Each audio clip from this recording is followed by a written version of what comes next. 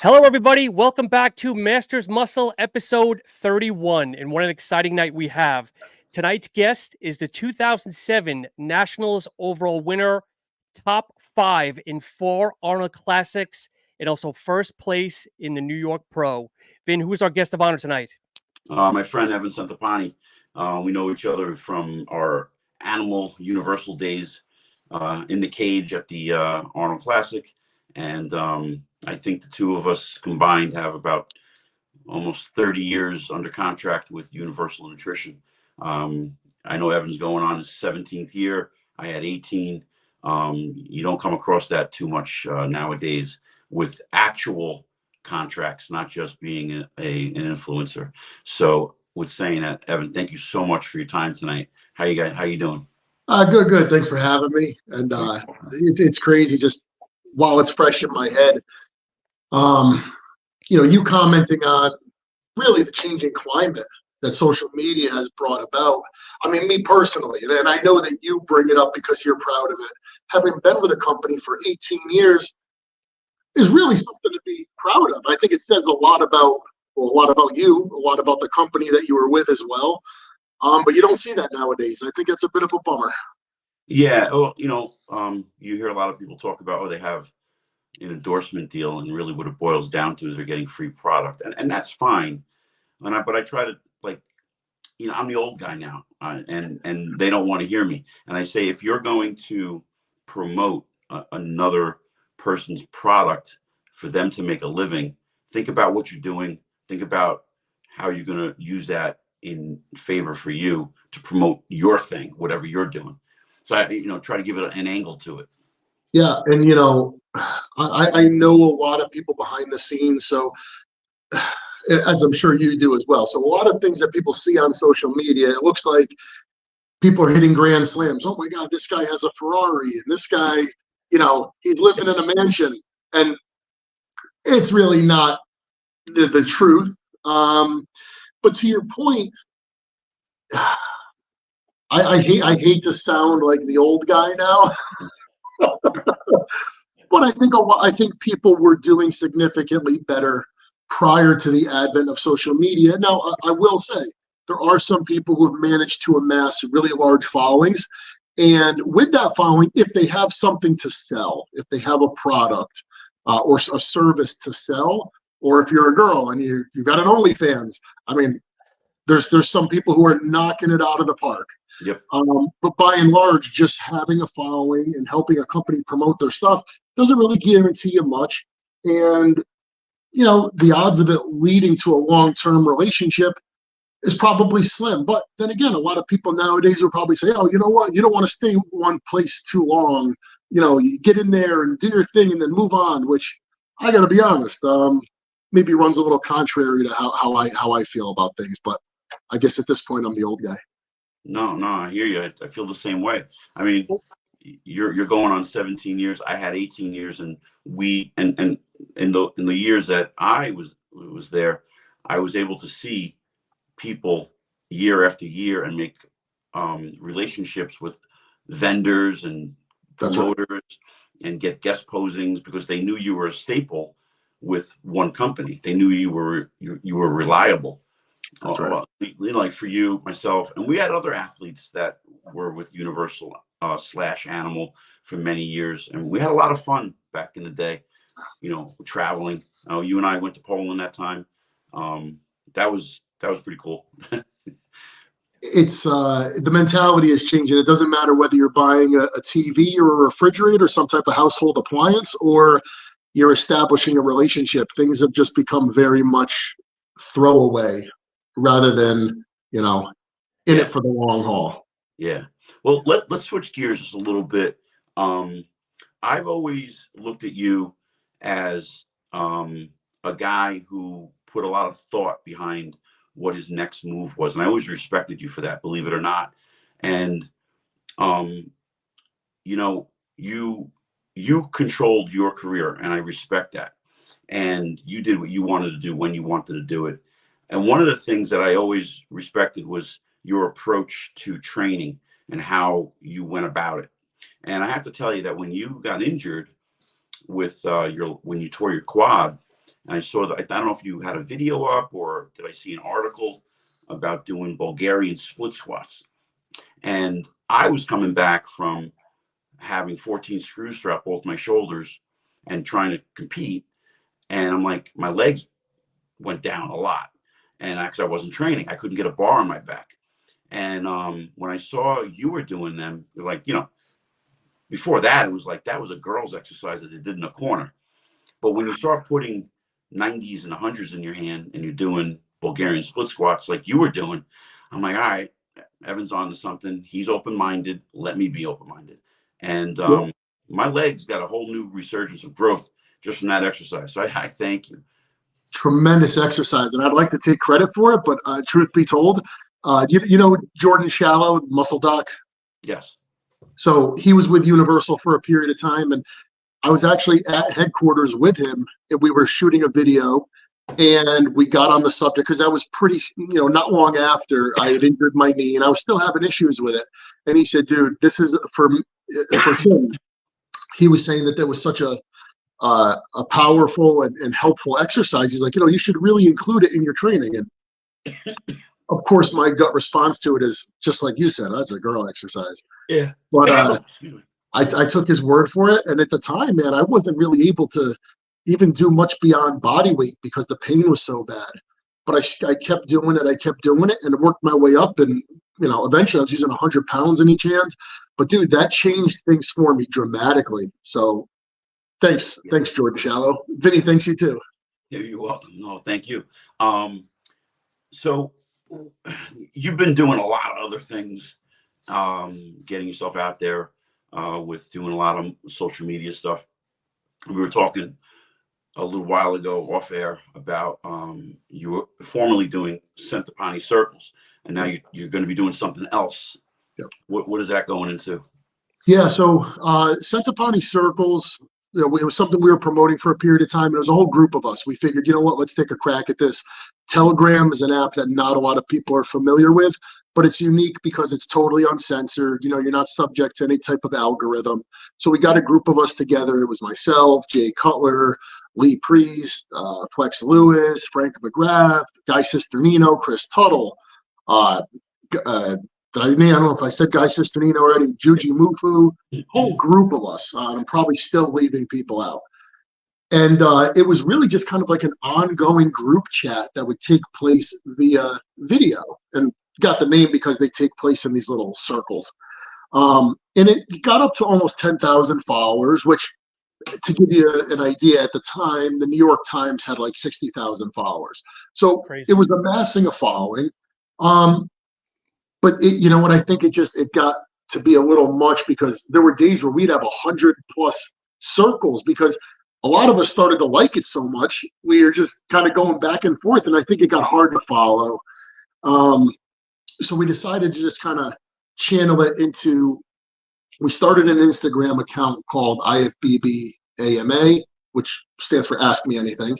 Yep. And there's a YouTube channel for it, and really just an opportunity for fans and even athletes to just literally ask an IFBB pro anything, totally uncensored. So, we've been doing that now, and it's been cool. Antoine is involved. He's got a podcast. So does Juji Mufu and Chris Tuttle. Milos is involved. So it's a really cool group of guys. So if you guys are watching, probably want to check it out. All right, cool. And Evan, has anybody told Lee? Because I logged in 2 days ago, and Lee was just sitting there going along. He says, I don't know if everybody left me, but I'm just going to keep talking here. Yeah, we kind of let it be known, like, I don't know, we're going to maybe spend some time on something else. But, first of all, for anybody who, if you guys haven't been, or anyone watching, if you haven't been around the sport a long time and you're not well acquainted with Lee Priest, do yourself a favor, follow him, check him out. He is, first of all, hilarious, but I've gotten to know Lee a bit over the years, and he's actually a really, really nice guy, a good dude, and what a character. So yeah, I think Lee likes it so much he's just doing it for the hell of it. That's great. And you know what? Probably at this point, it's probably smart. He has the whole place to himself. That's funny. So Evan, let's take us back just a little bit. I mean, what got you into the sport? Growing up, athlete? What was your background? Never into sports, even to this day, and I don't watch sports or anything on TV. I was actually really overweight as a kid, so wouldn't want to take my shirt off at a pool party. Really embarrassed by my body. And heading into high school, I finally kind of talked myself into doing something to get rid of that excess weight. So I didn't really know what I was doing, but I worked my way up to running a mile. Like for me, that was a big milestone, no pun intended. Yeah. I could never run the mile in gym class or any of that. I just started running, and I worked my way up to running 6 miles a day. Wow. I wasn't really eating properly. I was probably starving myself in hindsight, maybe even a little bit anorexic. But took 70 pounds off myself in about a year. And that was really, really life-changing for me, because for literally once in my life, I was fairly comfortable in my own skin, which I had never had ever in my life. But I also realized I still didn't really look the way I wanted to. I pictured myself being like shredded and ripped, and I was lean, but not like that. So I said, you know what? I think I need to start lifting weights. And once I did, I was riding my bike to my uncle's house, working out in his basement. He had some old York plates and a set of York dumbbells. And, again, not really having much of a clue what I was doing, but responded really well to it and just realized, geez, I've got an aptitude for this. And I really enjoyed it. But for the first few years of doing it, I was so afraid of getting fat again that I wasn't really eating much. Once I really figured it all out with the eating and the training, it just went like that. And how old were you at this time? So I started off at maybe 14 or 15 years old. And, by the time I graduated high school, I was like 2.25. I could bench press 405. And, I had 18-inch arms. And in college, I just grew and grew. I mean, by my sophomore year of college, I was like 280 and, Jeez. benching 4 plates for reps and squatting 5 plates for reps and all that. I remember the first time seeing you, correct me if I'm wrong, was winning the overall at the New York Mets. Atlantic States, 2005. Close enough. States? Okay. Yeah. And I remember sitting there and thinking, wow, it's about time there's an actual heavyweight coming on the scene. Because you had the typical old school, you just reminded me a little bit, not exactly, but kind of reminded me of like a, oh God, what was his name from Matt Mendenhall? Like kind of reminded me of like that stature, broad shoulders, the same kind of quads. And I just, when I was growing up, and I grew up with a lot of like heavyweights, Morant and those kind of guys. So I was used to seeing that. And then for years, you never saw that kind of heavyweight. And then you came along and pretty much dominated the sport there for a little while with winning a bunch of shows, the nationals. And then you went, I believe your first show was the Flex Pro. 2009 New York Pro. New York Pro was your first one? Yeah. And then Flex Pro was 2 years later in 2011. Oh, okay. I'm sorry. I thought Flex was first. But I was, lucky to kind of come out of the gate and win both of them, so to win my pro debut in 2009, New York Pro, go back into hiding, and training again. And then 2011, win the Flex Pro. And, 2009, Oscar, for anybody who was watching and isn't familiar. So Oscar Ardon helped Kai Green for a number of years. Oh, yeah. Become a powerhouse in the sport. And Oscar, offered to help me. He was helping me in the gym as well as with my nutrition. And it was very intense.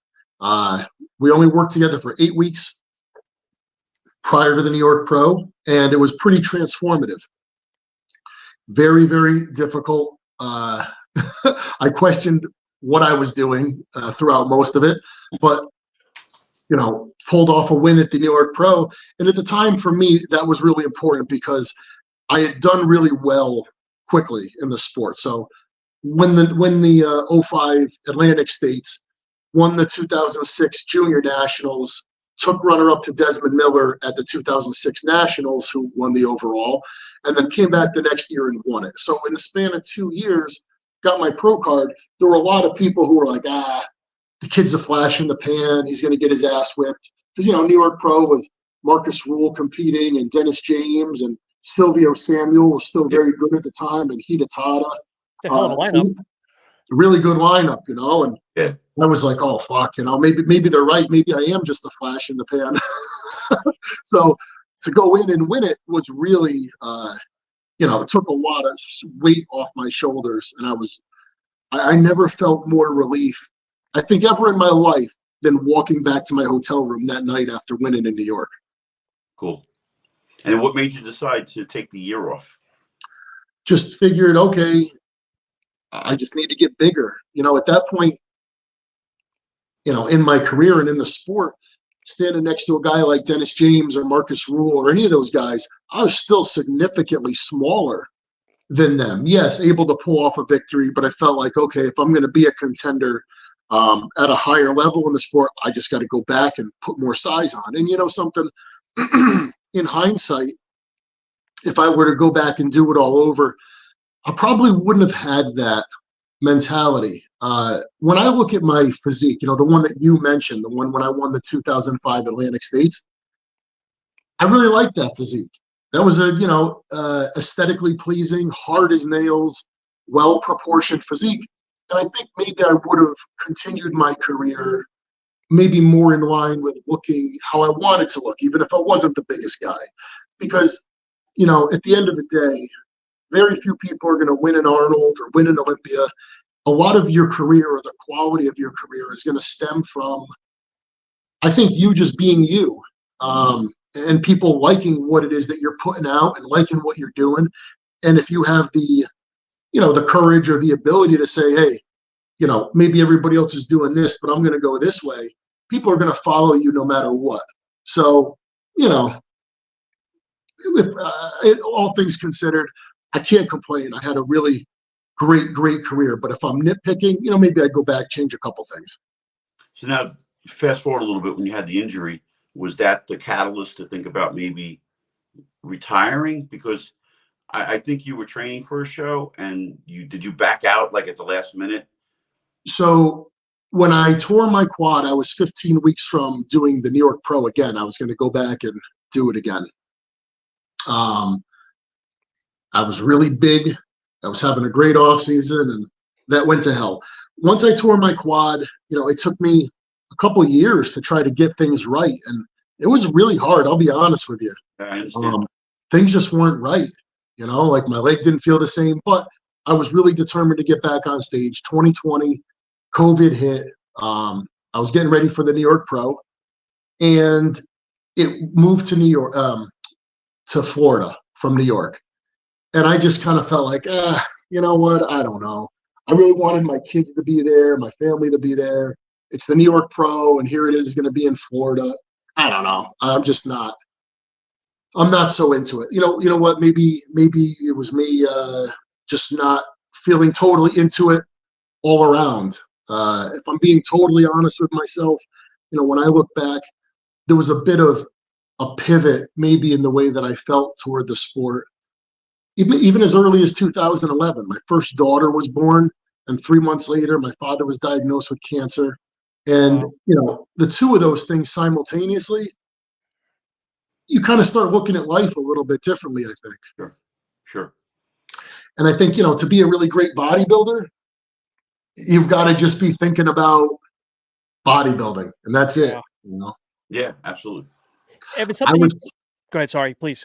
I was just saying, I was so good early on at a young age because bodybuilding was all I cared about. I didn't care about anything else. I just lived it, you know, eat, breathe, and sleep it. And that's really what it takes to be a great bodybuilder. You have to be obsessed with it. You have to, it has to be the really the only thing you think about. And if I'm being totally honest with myself, you know, as time went on, I didn't feel that way. Mm-hmm. Evan, you kind of brought it up indirectly earlier. Do you think that a lot of the competitors nowadays are playing kind of chase the king, going for size instead of actually just trying to better themselves, that they're going after, you know, I'm going with that? Yeah, of course. You know, because the judging is a certain way. They love size, you know, and I get it. It's bodybuilding, right? So when you see a big guy on stage and he's big and he's shredded, it's impressive. It wins shows. It earns placings. But then, I mean, if we're being totally fair, you got a guy like, well, the reigning Mr. O, right? He's not the biggest guy on stage, although at his height, he's pretty freaking massive. But I think now more than ever, as a competitor, if you're able to use the stage as somebody like a Chris Bumstead does, he happens to be someone who's winning, but you could be somebody who's certainly not winning, and you could still have a tremendous career because you could amass an incredible following through social media. There's guys, look at Juji Mufu, right? John Call, friend of mine. He's not even a pro. He competes recreationally, and he has a massive following because people just are interested in him and what he does. So it's a catch-22 in the current climate of social media. I think it opens things up. So you don't have to be the greatest bodybuilder. You don't have to win shows. You don't have to sacrifice your body to get the notoriety.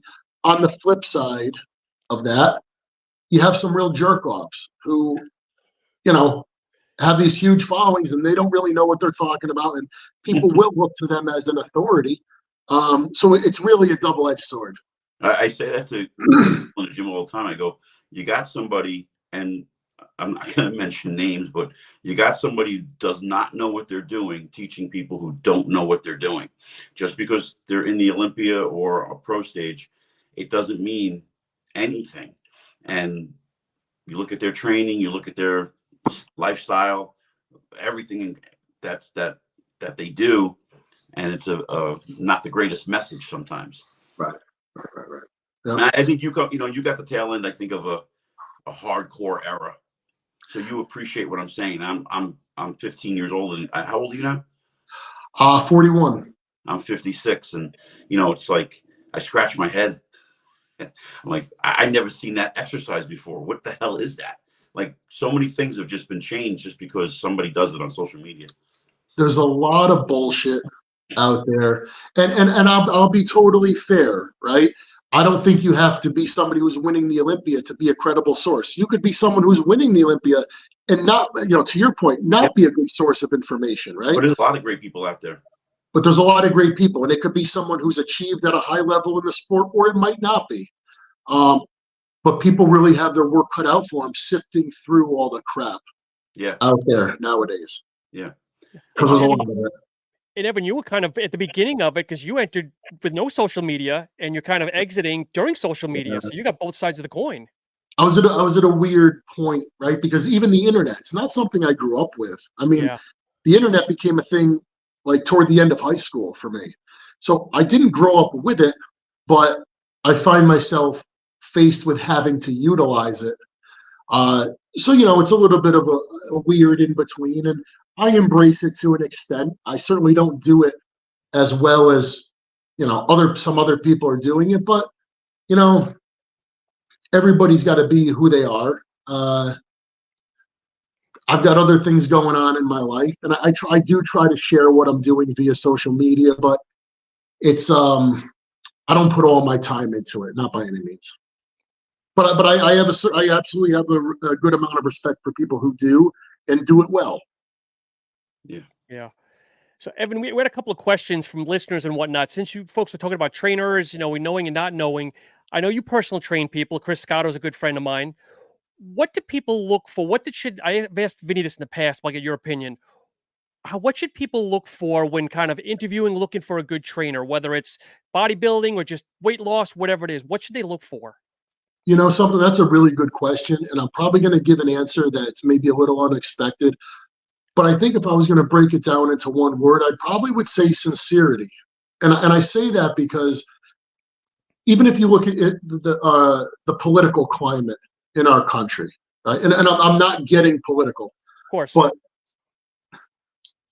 the most important thing, if you're going to elect someone, or in this case, hire someone to help you, just as we would elect a politician to help us and represent us, the most important thing is that the person want to help us, right?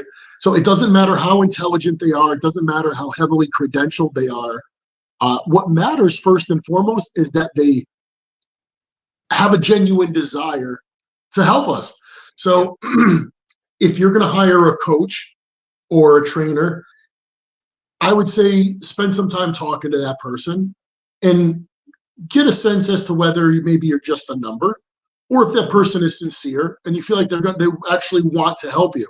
Now, there may be some people who genuinely want to help, but they don't have the ability to do it because they don't have the skill set. Now, I'm not saying to hire that person, but what I'm saying is you don't have to hire the person who has the biggest following or has helped the biggest names in the sport. Mm-hmm. I worked with a guy, when I say the name Oscar Ardon, he doesn't have the prestige of some of the other coaches that you could name, but that was a guy who was willing to, not just let me check in with him once a week, but actually take me on in the gym and kind of do everything. That was a lot. So look for somebody who's sincere. That sounds like a cheesy answer, but that's how I feel. No, I totally agree. Because I have that little, I say, dilemma in the sense that where I work, and we have a lot of wannabe athletes and wannabe coaches, right. And I can't take on everybody, and so when I hear they're working with another person, I'm sincere about good luck. That's awesome, and I'm really sincere about it. And I think my sincerity, like you're saying, comes back because when it doesn't work out, they come back to me. Yeah, it doesn't matter what industry you're in. There's some people who are gonna do something just because it's a means to making money, and there's some people who are gonna get involved in any business or any endeavor, any career, because they feel passionate about it and they want to help people. Those are the people you want to work with. I don't care whether it's whether you're hiring a contractor, because you're doing something on your house, or you're a trainer, or you're voting for a politician, whatever it is, you want people who are there for the right reasons. We used to have this ongoing joke with the guy at the gym years ago, back in the 90s, and there were no coaches per se. It was just your buddy who watched you every week, and everyone went into the bathroom and stripped down, posed, and you got critiqued. Yep. And this one guy would always find someone who lived extremely far away. And we were like, well, what do you think? Like, just because he lives further away, he knows more than what's right in front of you? Yeah. And that happens a lot of times. Wizard of Oz phenomenon, right? I mean, right. You go looking for things that you've got right there. Right in front of you. Yeah. Right in front of you. Yeah. 100%. And living in our area from Connecticut, New York, New Jersey, we've had a hotbed of hardcore, knowledgeable, very smart bodybuilders, aggressive bodybuilders that took on the sport. And you can't get better than our area to get good knowledge. I think it's just human nature. If something is exotic or it's different, it's viewed a certain way. Look, so the story goes back in the 70s with bodybuilders. All the European bodybuilders wanted to use Diana ball because they weren't accustomed to it, and all the American bodybuilders wanted to use Prima balling because they weren't accustomed to it, right? So you always think that what you don't have is it's exotic and it's exciting and it's sexy. Yeah. So what are you doing now? Like, what's going on in your life now? So believe it or not, I'm securities licensed. I have my Series 7 and 666. I work in financial planning. Nice. So it covers everything from retirement planning and investment planning to insurance. So I work with a really great team of guys. They've been in the business for a long time, extremely successful. So I've been fortunate to work with them and learn from them. And it's been an awesome opportunity to work with a lot of people from the industry, whether they're supplement company owners, various forms of entrepreneurs, influencers. Believe it or not, there's some girls who've had a lot of success on OnlyFans. It would blow your mind how much money's being made, and everybody needs to know the best thing to do with it, right? So it's been really cool. I've been fortunate to do really, really well, kind of out of the gate. And really, for me, it's just about growing that business. And again, there's a lot of reasons why, people say, well, why, why the financial industry? There's a lot of things. Like I mentioned my father, right? Being diagnosed with cancer. And my father's an extremely hard worker, and he's always done well for himself. He's a guy with a high school education. He's not college educated. For what he was given, which was nothing, and what he's been able to produce and create and accumulate, it's absolutely outstanding. But I can't say that if had he had someone along the way to maybe put a couple of key pieces of the puzzle in place, that when he was diagnosed with cancer, I think he would have been in a position that was a lot more stress-free. And I look at people around me, we've all seen, unfortunately, people who have passed very, very prematurely. Yep. And they were not set up the right way. And, somebody has to start a GoFundMe or something of that nature. And that's just on the protection side of things. There's no reason for things to have to be that way. Mm-hmm. And on the flip side, there's plenty of people making good money and not really thinking a whole lot about the future and where to place it. So it's an opportunity to genuinely help people and to work with people that are in a field that I'm familiar with and that I come from and that excites me. So it's been really exciting, and I'm looking forward to just growing it more. Trust you. I'm sorry? And they trust you. You come from yeah, luckily. And I tell people all the time, too, when you're going to work with me and my team, and I say all the time, I'm in the trust business. Right? People are trusting me. I can't screw you. If I do, you can tell the whole world about it because people know who I am. And me growing my business hinges entirely on doing a good job for people, because you're going to go tell people. And if I don't do a good job, you're going to tell people that. So it's been great. Awesome.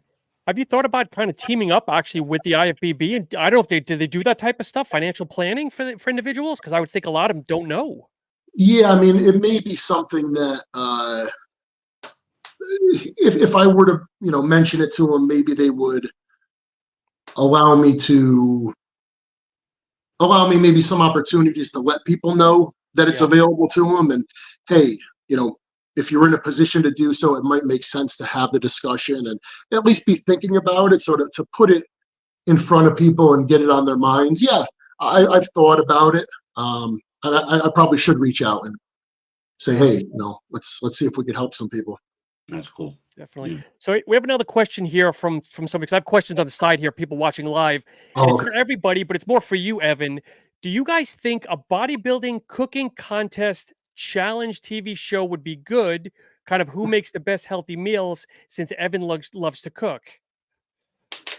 I have always felt, now if you listen, I've always been a big fan, going back to Emeril Lagasse, right? I was in probably middle school at the time. Love watching that guy. And I've always taken an interest in cooking shows. And if you look at currently what's very popular, Anthony Bourdain, oh my God, his stuff was fantastic. Yep. Food and travel right now are really hot, right? And that's on everybody's watch list. But fitness is also very big too. And people, being more conscious of what it is they're putting in their mouth. I always felt that if somebody were to check all three of those boxes, food, travel, fitness, obviously it would have to be done the right way. But if someone was able to do that, I think it would be wildly popular. There's so much out there and a lot of education on food. There's questions I wonder all the time. Like, for example, if I'm buying organic produce, do I really know if that's better than conventional produce? I don't know. I think it's better because it's organic, but I'd love to go out and talk to someone who's doing conventional farming and someone who's doing organic farming and find out firsthand, because someone might say, well, an organic farmer, believe it or not, the pesticides or the herbicides that they use, because they're not as potent, they use them in much greater amounts. And by the time it's said and done, it actually becomes more harmful than conventional farming. Yeah. I don't know. I'm just playing devil's advocate, right? But I'd love to go out and find out the truth to it. And I'll be honest, I think a lot of people would like to know the answer to that as well.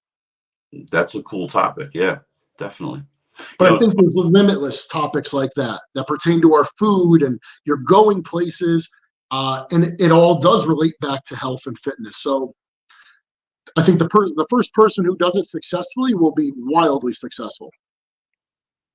So you guys have traveled both a lot. What country did you guys think had the best foods?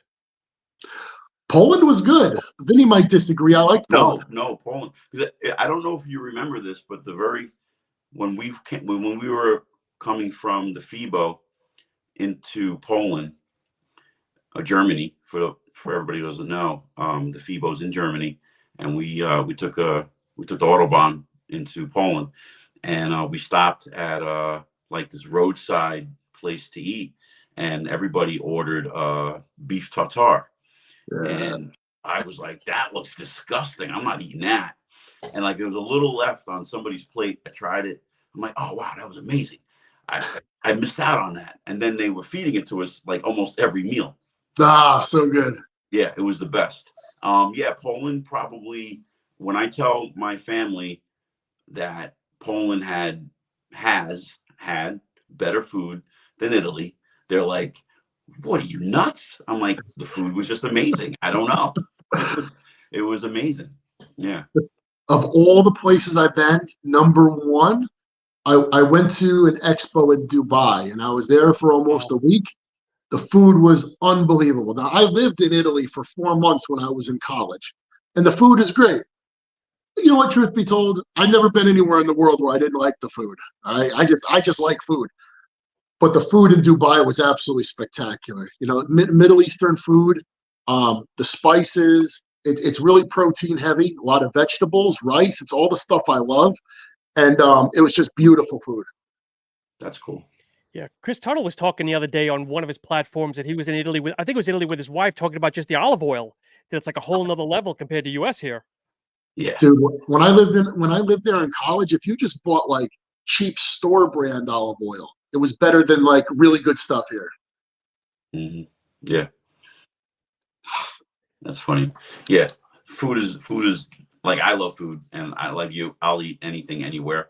But I do notice that every time we're outside the States, now, like just recently in Romania, I have naturally poor digestion. When I was born, I had pyloric stenosis, and they had to open me up, redo my stomach.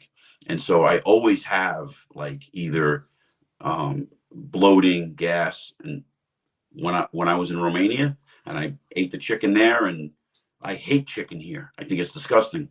I won't eat it. When I was in Romania, I was eating it. My stomach was flat. I had no issue. So there's something to be said about the organic, if you will, that there's no chemicals added to their food. I think there's a lot of things that are allowed in the United States, whether they're herbicides, pesticides, food additives, preservatives, et cetera, that are not allowed in Europe. Mm-hmm. So, yeah. You know, your experience, what you just described, a lot of people feel the same way. Yeah. So like I've never traveled as far as you guys, but I go to Barbados every couple of years, and like just their generic Oreos have like 4 ingredients in them. That's it. Oreos. Yeah, I mean, something just weird, like Oreos, 4 ingredients where it's like 65 here in the US. Like you're saying, less preservatives and everything else. That's cool. It's just ridiculous. Like, look, if you're eating, I don't know, mac and cheese out of a box, okay, it's not health food, but just the same. If you can make it with 5 ingredients, does it have to be made with 20? So, like, let's just be reasonable, you know? Yeah. So what's next on the horizon for you? Where could people find you? Social media platforms? Yeah, so Instagram is really my number one. It's the one I use the most. Just Evan Centopani. Other than that, I mean, I have a YouTube channel, but I'll admit, I'm not disciplined with it. I don't put the time into it that I probably should. But yeah, you want to check me out, contact me, see what I'm doing, just hit me up on Instagram. Cool. I have one last question. So when you knew that you were going to possibly never step on stage again. How did that play in your head and your training, like that transition into, okay, I'm going to get into the business world? Like, I'm sure it didn't just happen overnight. It was a transition. So do you still go after the gym the same kind of way? Do you enjoy the gym? Do you train? Do you try to get your 6 meals in a day? Like, do you still live the lifestyle of a bodybuilder? Yeah, I mean, dude, I think, like it or not, we've been doing this so long, and I'm sure you could attest to this. At this point, it's kind of just like it's what we do. Yep. So yeah, I still eat 5 meals a day. I still eat very clean, very strict. I prep all my food. In terms of training, I'm a little bit more pressed for time nowadays. So a lot of mornings I'm up at 4 o'clock, have my first meal. I'm training by 5. I'm done by 6. I kept one in-person client. The vast majority of my coaching clients, which I still do quite a bit of online coaching just because I enjoy it. I kept one client. She's at my house at 6 a.m., 3 mornings a week. So once I finish with her, I hit the shower, get changed, head into the office. So I got to be as efficient as possible. So I don't always make it up to the gym. You know, maybe on a Friday or on a weekend, I'll pop in up at Montanari Brothers because I love the place and, you know, miss the people. But yeah, you know, I'm not training at the level that I used to. But, you know, if I train with, let's put it this way, the times in the past few years where I've trained with guys who are still active, I can hang. Sure. So you have everything basically at your house that you need to get a good workout in. Oh yeah, yeah. All right, cool. Evan, I have two more guest questions. I mean, 2 more. Yeah. So, dead or alive, Evan at 100%, dead or alive, who would you want to pose off against? 2 other people. Oh geez. I mean, my 2 probably favorites in the sport. I mean, Lee Haney is my all-time favorite bodybuilder. I think he was the greatest Mr. Olympia of all time, just all things considered, you know, so in totality. You know, Lee Haney and Dorian are my 2 favorites. I don't know if I'd want to really pose off next to either one of them, I'll be honest. But pose off, Paul DeMeo and Mike Matarazzo were always, I really always thought they were cool guys. And I would just, maybe being Italian, I don't know, their whole thing kind of resonated with me. Yep. Yeah, I would have liked to pose off with them. That's cool. You ever meet Paul in person? I never met either one of them in person. No. I met him. His legs are just, I mean, what you see on paper, it does no justice. No justice. Yeah. That's cool. And then for someone that's just getting into bodybuilding now, what would you suggest they look you up on YouTube? What's your best showing? Say, look, you want to learn about Evan, what show or what would you suggest? Well, some of the content that we created for the 2011 Arnold Classic with Animal. Okay. So, you know, it's kind of like a road to the Arnold type of thing, or the journey. I'm not sure exactly what we called it, but some of that content was really, really good. You know, I mean, I was on rails mentally. I was on it. And, you know, my daughter was a few months away from being born. And then it was my second pro show. And I was in the middle of remodeling a house. So, like, I felt like the weight of the world was on my shoulders, and I was just like a fucking machine. So a lot of the content we produced back then was really good. So if you want to see some good stuff, check that out. Check out Animal. Look at their YouTube channel and find me on there. Go back 2011, 12, those years with some really good stuff. That's cool. Cool. And Cool. Vinny, tomorrow night, what should people be watching tomorrow night? Oh my God. My sister is one of 22 women that's going to be on the Golden Bachelor that airs tomorrow night at Cool. 7 o'clock. My That's niece, cool. Jen, put her up to it, got her to fill out the application, and we found out that over 30,000 women applied, and she got picked. Oh my God, how many women are? While I was in Romania, I can give this away because it's kind of out. They were doing a hometown visit, and I missed being on the show. Yeah, so that kind of sucks. But hopefully, if she wins, maybe I get on TV. But this is about my sister. How many women were selected? 22. Out of how many thousand? 30,000.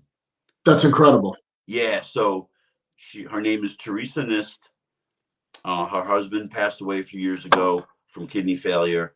She's single. She applied. She got on, and she couldn't tell us too much because she signed a contract. We know a little bit, but I don't want to give too much away. And it airs tomorrow, 7:00 on CBS. Very cool. Yeah. Very cool. So it's like the first time my family's getting together for something like this that has nothing to do with me competing or anything. So it's kind of cool. I'm glad she's getting her 15 minutes of fame right now. So this is going to be cool. She's got to be bursting at the seams, though, Vin. I mean, I'm sure it's already done taping. She's got to be like, we don't on know. what she can say. She's got like this poker face, and she's just calm. And we're trying to probe her, and we're trying to get it out of her, and she's just not saying a word. So we don't know anything. We don't know anything. So hopefully she does well. Rooting for you, Teresa. Thank you.